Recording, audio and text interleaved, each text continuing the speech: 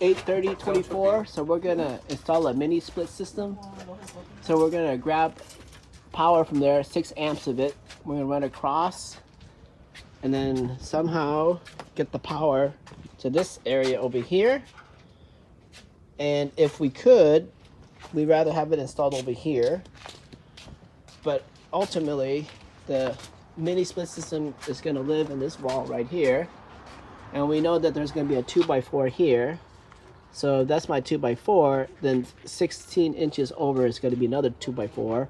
So when I drill that giant hole to get the refrigerant in and electricity in, I want it to not be where the 2x4 is.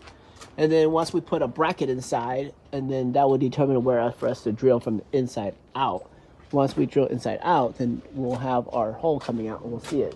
Not that we're drilling from outside in, because we won't know where the bracket is that way. Okay, then we got this 8-foot ladder to tap into the power supply there. That's one of the things we're doing. And then this, we're replacing this unit because there's a leak either in here or the inside unit. But the lines are good. We bubble tested, nitrogen tested this guy. We could not find a leak. It held for a day and even 24 hours. And then half a year later, we're down with no Freon. So the question is why? All right, so we're gonna go ahead and